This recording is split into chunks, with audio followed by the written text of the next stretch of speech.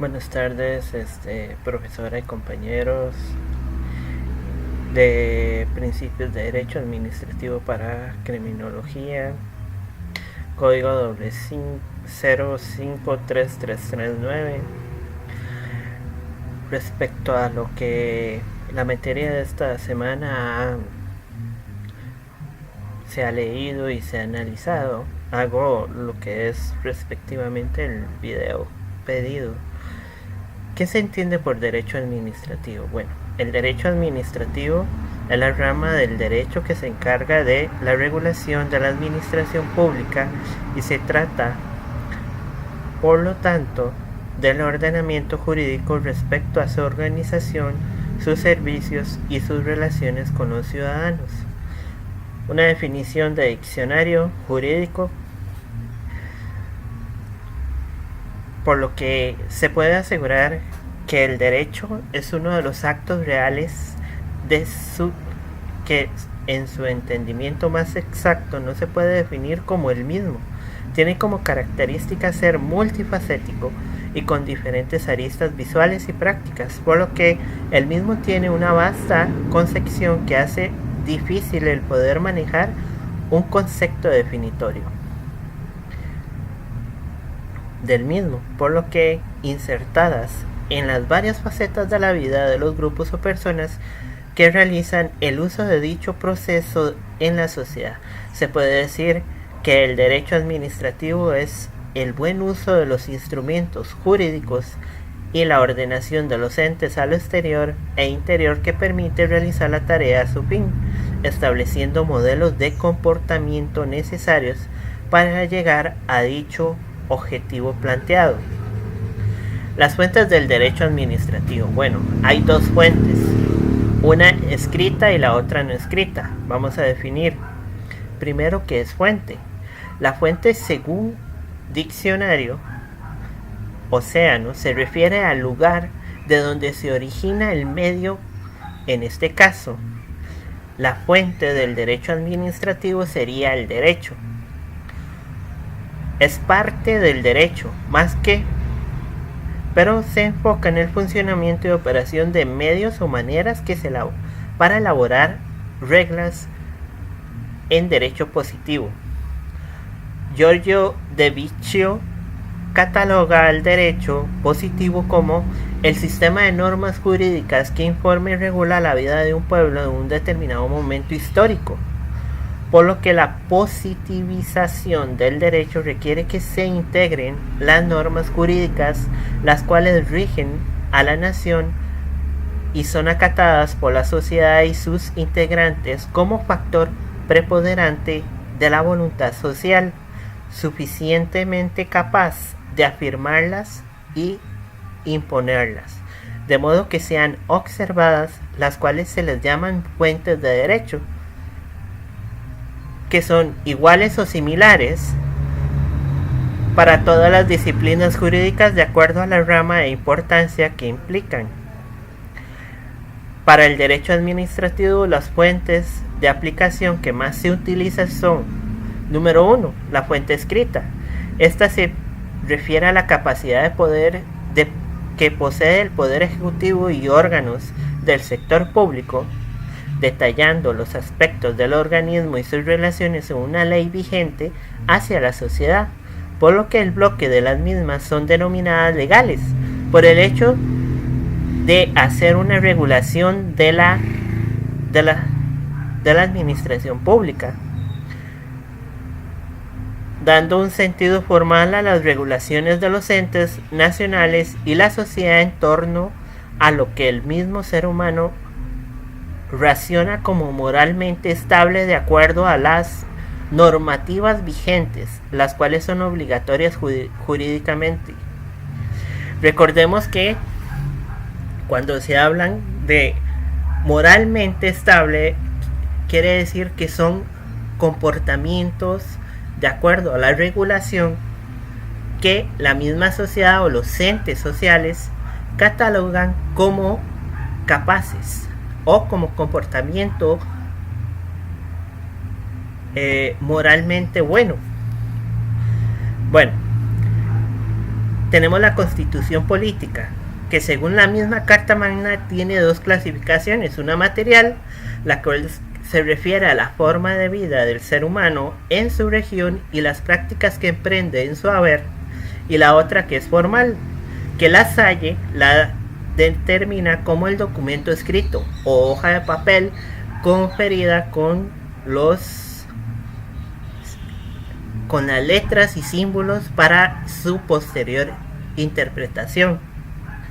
Después tenemos los tratados y convenios internacionales, que son luego de haber sido signados por el representante máximo de nuestro país, en este caso el presidente de la República, tiene que tener una posterior ratificación por los 57 diputados de la Asamblea Legislativa que forman parte del ordenamiento legal del territorio nacional.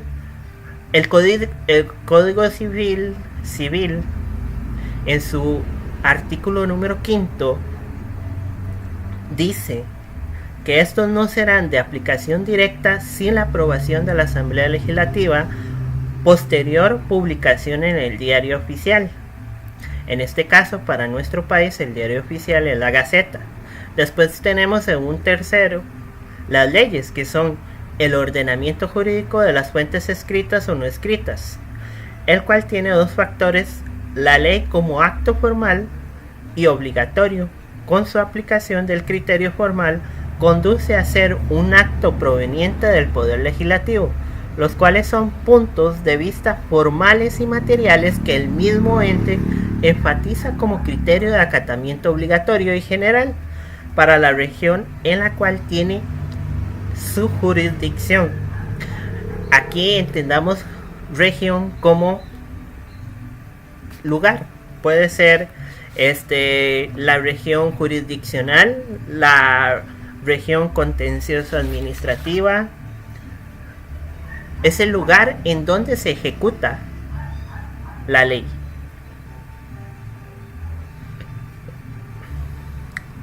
Estas pueden ser de relación, las cuales se utilizan en delimitar las esferas jurídicas subjetivas de la administración y particulares, y de organización y acción administrativa, y determinan una sección de la administración pública. Un cuarto punto, tenemos los reglamentos, que un reglamento es un escrito unilateral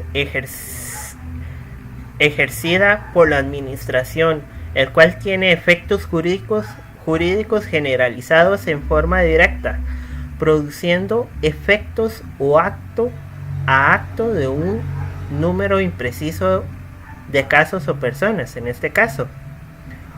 Y se entiende que el mismo produce una serie de secciones, las cuales cumplen una función categórica. Tenemos la ejecución, delegación e integración de necesidad y urgencia y autónomos. Decretos. Bueno, los decretos provienen específicamente del Poder Ejecutivo y tienen un alcance general. Llevarán el nombre de acuerdo si son carácter administrativo, pero si son de decisión de recursos o reclamos, tendrán el nombre como resoluciones. Los de carácter normativo se les llamará reglamentos, de acuerdo al artículo 121 de la Ley General de Administración Pública. Tenemos las circulares. Es una forma en la que el mismo Estado burla el ordenamiento jurídico, con lo cual desdobla el orden jurídico, crea ese sesgo que permite que los acuerdos sean tomados por la administración. Tenemos las fuentes no escritas, que son las que generan e interpretan el ordenamiento jurídico, las cuales fundamentan la construcción del ordenamiento jurídico vigente como parte del proceso inductivo que cada ser humano experimenta en su ambiente determinado, ya que positivizan las normas legales presentes en los textos, produciendo un efecto moldeador tanto en forma directa como creación de contenido, como interpretativa para la solución ante un conflicto, integradora con los sesgos que se podrían efectuar, dando cabida al órgano jurídico de actuar por la carencia del instrumento reglamentario pertinente. Constructiva permite crear y sistematizar las ciencias jurídicas. Bueno, tenemos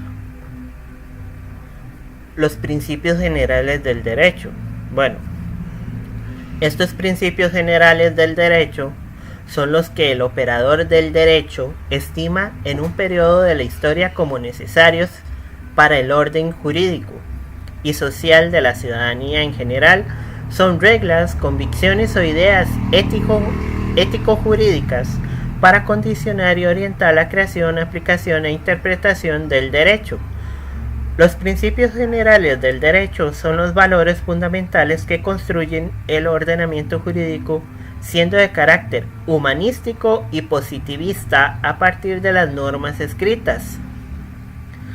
Tenemos la costumbre. La costumbre nace como una fuente de derecho, la cual es el convencimiento popular que se abona y complementa con la práctica y cumplimiento usual de una regla conductual humana. Es una regla jurídica. Esta no se puede admitir como fuente del derecho a menos que haya una ley expresa que la autorice. Tenemos la jurisprudencia. Bueno, tiene dos concepciones pertinentes.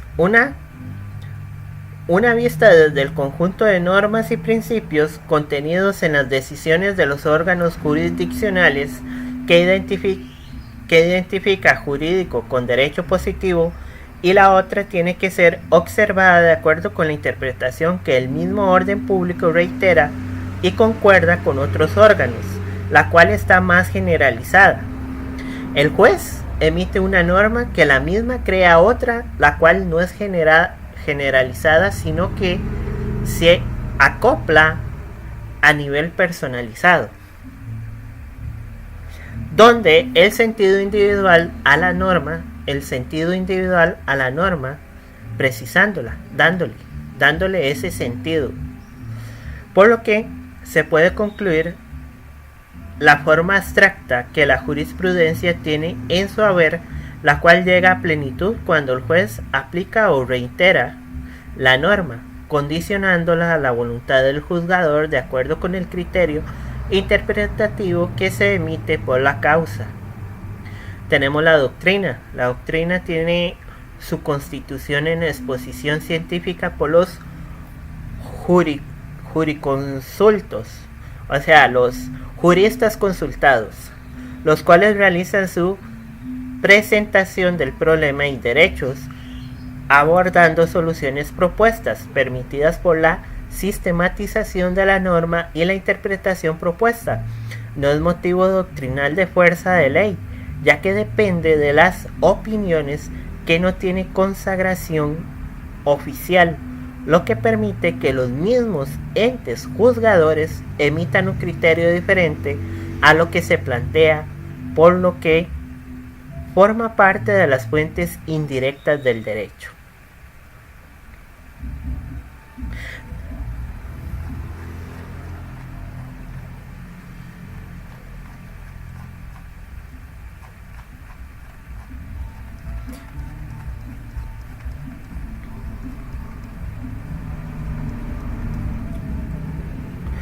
Luego tenemos los que es principios del derecho administrativo. Bueno, estos son preposiciones jurídicas o directivas, las cuales carecen de desarrollo de la norma, por lo que se les consideran criterios primordiales que marcan desde un punto de vista el sentido de justicia de las normas jurídicas. Están divididas en dos secciones. Una con principios sustanciales, que encontramos un principio de legalidad apegado a la ley y el ordenamiento jurídico de las fuentes escritas y las no escritas. El artículo 216 faculta. El artículo 216 de la Ley General de Administración Pública faculta a todo sujeto al derecho público a acatar las normas dictadas por los entes administrativos. Tenemos un segundo principio que se conoce como el principio de defensa. Es el derecho a presentar de forma oral o escrita, permitiendo la producción y el ofrecimiento de las debidas documentaciones a la parte litigante a emitir una decisión más acertada y sancionatoria. Este último, si fuera el caso de un proceso de imputación del sujeto, para lo cual el mismo artículo 220 de la Ley General de Administración Pública dice que la misma debe ser ejercida con razonabilidad y prudencia para todos los casos, sin excepciones. Tenemos un tercer principio, el principio de gratuidad, que es el gestionamiento administrativo en casos que no requiera el patrocinio de un letrado o abogado. Son excepciones que hay en la ley. Artículo 328 faculta al que no haya gastos que incurran las partes, según la Ley General de Administración Pública. Tenemos los principios formales. Se refiere a la forma en que se transmite el proceso del acto administrativo seccionado. En oficiosidad. Oficio en el procedimiento de acuerdo con la formación y dirección de la recepción de pruebas para emisión de un justo juicio y verdad, como lo dispone el artículo 222 de la Ley General de Administración Pública, con tal de no perjudicar las partes involucradas y que el mismo no caduque.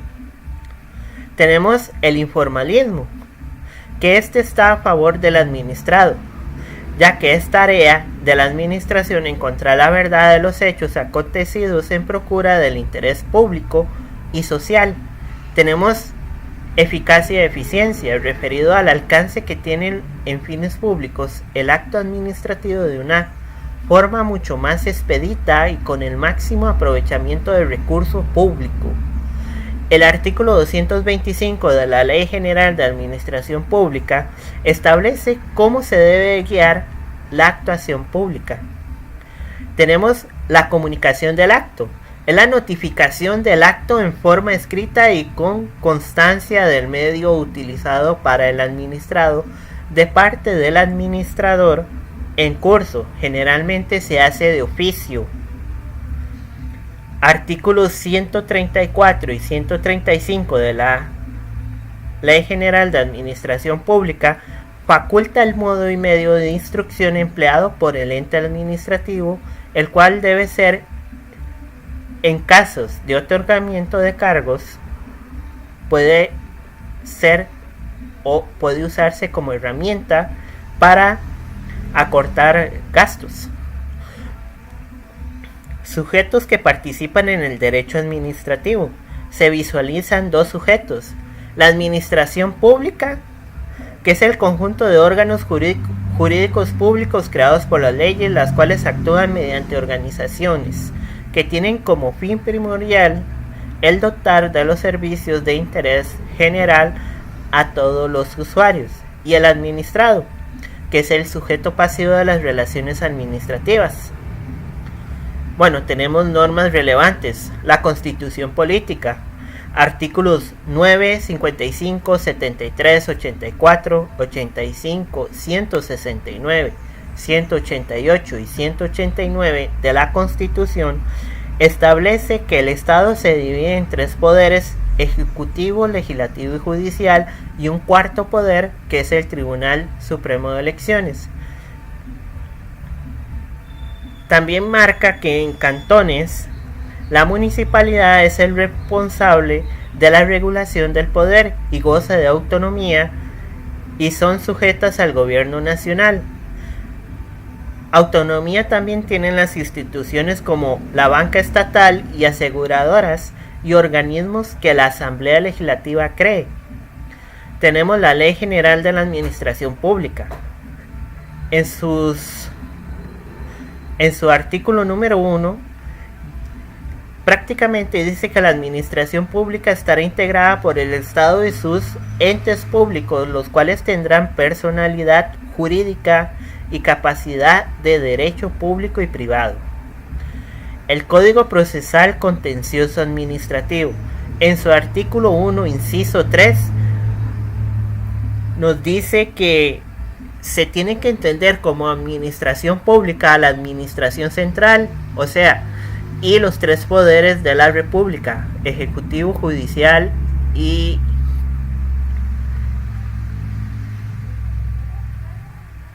legislativo, y en conjunto con el Tribunal Supremo de Elecciones y demás entidades de derecho público y descentralizadas.